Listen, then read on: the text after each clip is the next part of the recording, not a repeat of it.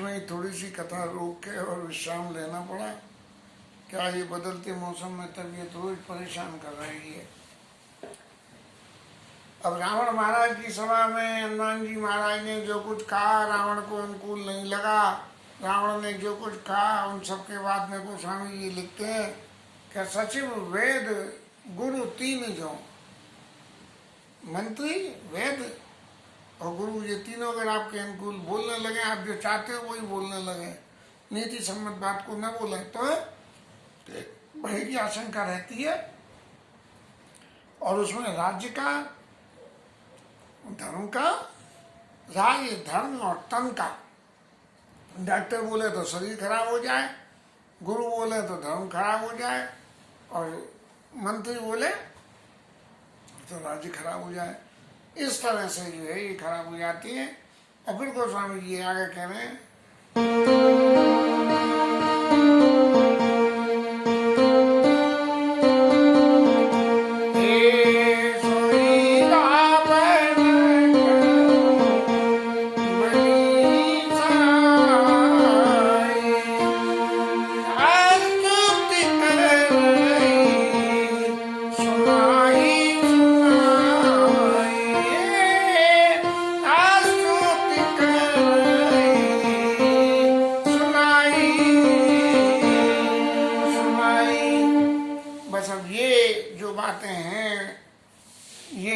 रावण को सहायता कर रही हैं और सब तरह से रावण की स्तुति कर रहे हैं ये लोग, चाहे जो कोई भी हो, मंत्री हैं तो, वेद हैं तो, और गुरु हैं तो, जो भी कोई है सब जो रावण चाहता है वो कहते हैं।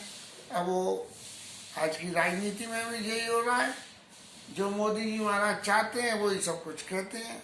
अब क्या होगा इसका परिणाम, ये बात सच साबित होगी या गलत, ये तो वक्त आने पे पता लगेगी।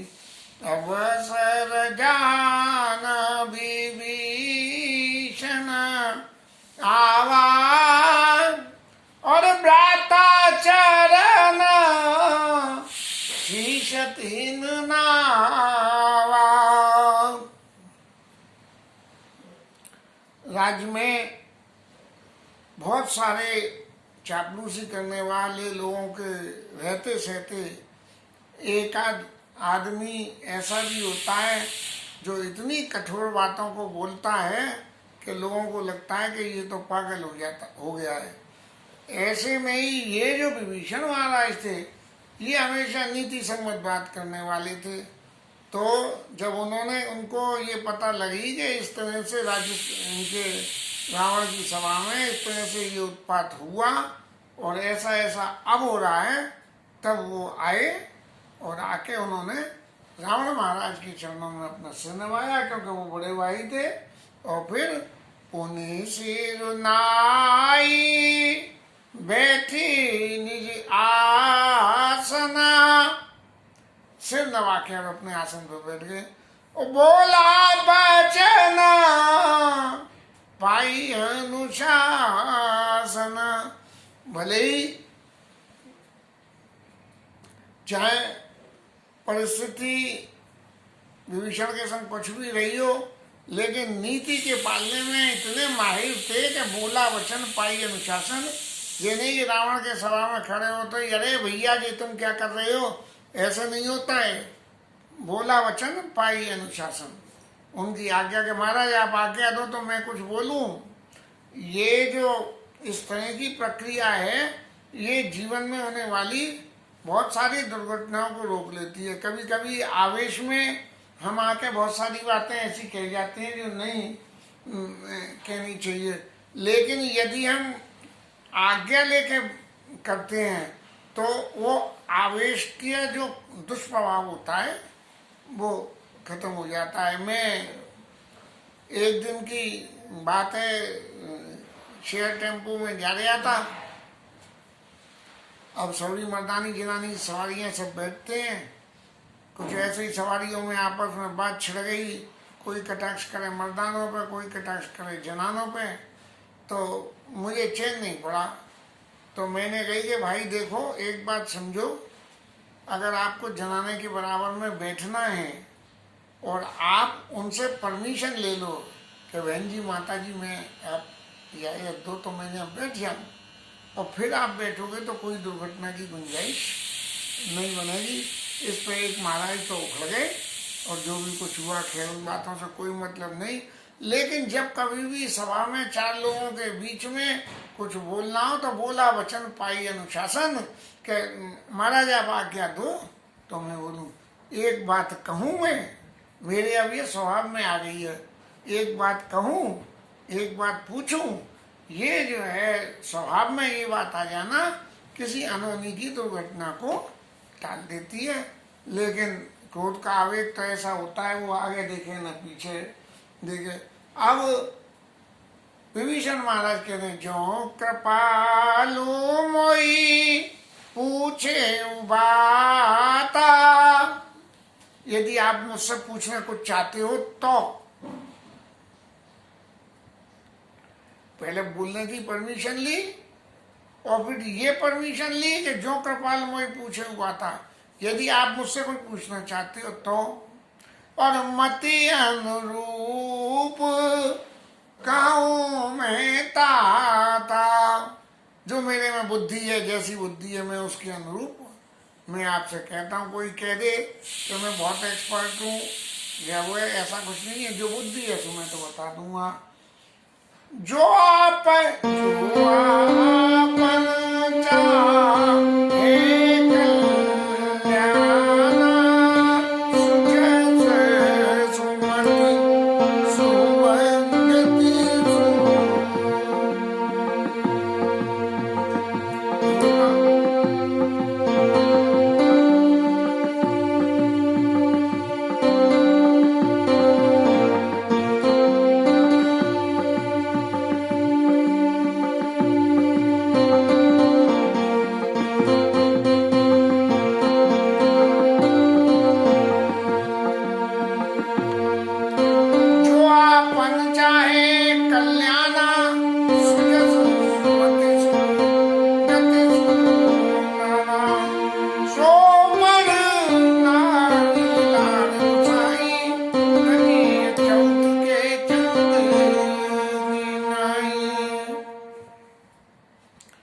यदि आप अपना कल्याण चाहते हो तो दूसरे की स्त्री का परित्याग चौथ की चंद्रमा की तरह से कर देना चाहिए।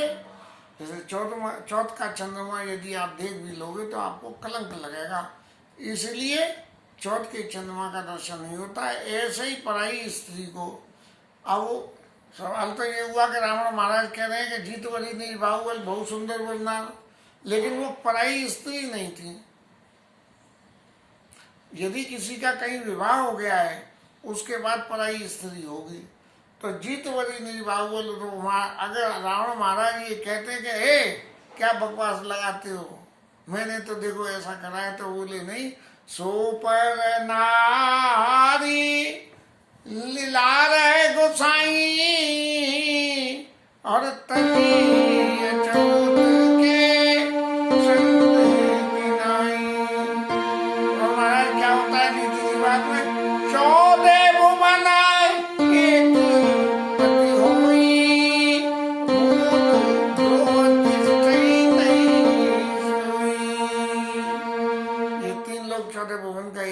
होता है और कोई कितना भी कुछ कर ले उसका कोई कुछ नहीं बिगाड़ सकता। ना गुण सागर ना गर नर जो अलप लोभ बल कहीं न को। जो लोग चतुर होते हैं उनको थोड़ा लोभ नहीं करना चाहिए, थोड़ा लोभ करने से काम खराब हो सकता है। तो ये जो स्त्री का लोभ आप जो कर रहे हो ये छोटा लोभ है, इसलिए इस लोभ को आप छोड़ दीजिए। गुण सागर ना गर नर जो अलप लोभ भल काई न को। आप तो बहुत चतुर हो और चतुर होने से आपको छोटा लोभ शोभा नहीं देता है। काम क्रोध मद लोभ सब, नाथ नरक के पंथ सब परिहरि रघुवीर, बजऊ बजई जय संत। इसलिए महाराज काम क्रोध लोभ मद मोह छोड़ के, अब रावण को ये बातें कहाँ अनुकूल लगेंगी। आप जो है सब लोग संत लोग जिनका भजन करते हैं, आप भी उनका भजन करिए। और फिर उसकी एविडेंस दे रहे हैं, तात राम नाई नर भूपाला।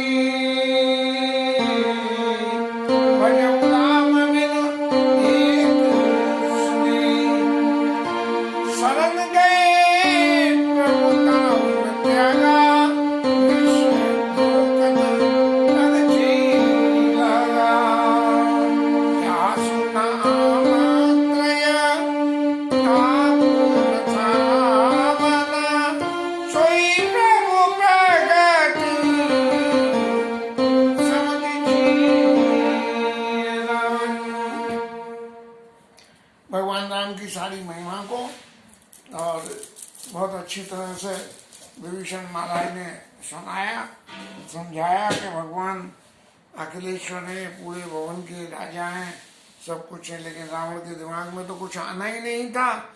इसीलिए फिर जो है जब इन सभी बातों को कहने के बाद जब रावण के ऊपर किंचित भी असर होता हुआ नहीं दिखा, तब वो नीतिगत बात होती है कि नीतिगत बात से आपस की ममता के हिसाब से, और विभीषण महाराज रावण से कहने, नाथ चरण ग मांगू, मैं आपके चरणों को पकड़ के मांगता हूँ आपसे, क्या और राखू मोर दुलार, में आपसे छूटा हूँ तो मेरे प्यार की खातिर ही कर लो। कैसे? मैं सीता देव नाम कहूँ और अहित न हो तुम्हार, सीता को राम जी को दे दो, आपका कोई भी अहित नहीं होगा। मुनि पुलस्त निज शिष्य सुना, कही पठई यह बात, तुरत सुमें प्रभु सन कही, पाई सुअवसर तात। अब जब ये इतना सबरा उद्यम हो रहा था तो पुलस्त में सीता बृहस्पति पुलस्त से तो रावण के सब खानदानी है, और इन्होंने जो है जब देखा कि रावण तो मानेगा नहीं, तो उन्होंने कही इनके घर में भगत कौन है, तो विभीषण की पता लगी, तो उन्होंने कही विभीषण के पास कही, और विभीषण ने आके ये बातें रावण से कह दी। तो उन्होंने कही है, इसलिए मैं आपके चरण पकड़ के आपसे मांगता हूँ कि मेरे प्यार को रखने के लिए, मेरे दुलार को रखने के लिए आप सीता जी रामचंद्र जी को दे दिए, और आपका कोई भी अहित नहीं होगा। अब जब ये बात विभीषण ने कही तो जो मुंह देखी करने वाले थे उनकी तो बात अलग थी, लेकिन जब एक आदमी ने बिना मुंह देखी करने वाले ने कोई बात कही तो दूसरा भी बिना मुंह देखी करने वाले बोल उठे, और उनका नाम था माल्यवंत। माल्यवंत शायद ये रावण के नाना होते हैं, नाना थे। माल्यवंत अति जरट निशाचर और रावण माँ तो पिता मंत्रीवर, उनके लिए सब कुछ वही था, क्योंकि रावण का पालन पोषण भी शायद इनके माल्यवंत के ही थ्रू हुआ होगा। और इन्होंने फिर बोलना शुरू करा बिना कुछ करे हुए, क्योंकि वो रावण से बड़े हो गए, इसलिए उन्होंने कोई आज्ञा की जरूरत नहीं समझी, कोई किसी बात की, और सीधा जो है बोलना शुरू कर दिया। क्या? तात अनुज तब नीति विभूषण, सो उर्धर उजो कहत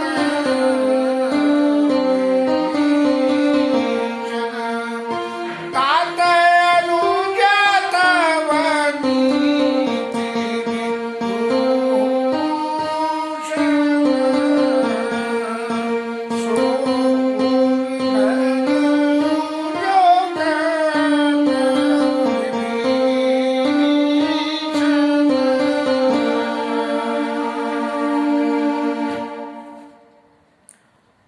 हे तात, जो विभीषण कह रहे हैं वो आप अपने हृदय में धारण करिए। और फिर रावण महाराज ने जब ये सुना कि उसकी वाणी के, उसकी भावना के प्रतिकूल उसे एडवाइस दी जा रही है, तो बस रावण महाराज को क्रोध आ गया, और क्रोध में कहने लगे कि रिपोर्ट करच करत सट दो, और दूर न करो यहाँ आई को। अब वैसे तो कैसे धक्का दे, तो ये कह देते हैं अरे भाई कोई है जो इन्हें यहाँ से दूर कर दे। ऐसा तो क्या करें, ये एक तरह से सही मायने में देखा जाए तो अपने अंदर बसी हुई भावना को व्यक्त करने का सभ्य तरीका है। कहने को तो आदमी कह सकता है चल निकल जा, भाग जा यहाँ से, लेकिन अरे भाई इन्हें दूर हटाओ यहाँ से, इस बात को बंद करो। कोई आदमी हमसे कोई बात कह रहा है और हमें अच्छी नहीं लग रही है, तो हम उससे बहुत कुछ बातें कह सकते हैं, लेकिन एक सभ्य बात क्या होती है कि इस चैप्टर को बंद कर दो, ऐसे ही दूर न करे यहाँ को। और ये सुन के माल्यवंत तो घर चला गया, और विभीषण क्योंकि संत थे, वहाँ संत के यही बड़ाई, और मंद करत सो करत भलाई, कोई तुम्हारा कितना ही बुरा करे लेकिन वो तो उसके संग भलाई करते हैं। तो ये जो माल्यवंत थे ये तो घर चले गए, बोले ये तो कहीं से मानेगा नहीं, क्योंकि रावण के को तो पाला पोसा नहीं था, तो उन्हें मालूम था। इसलिए विभीषण महाराज फिर दोबारा से कहने लगे सुमति कुमार सुमति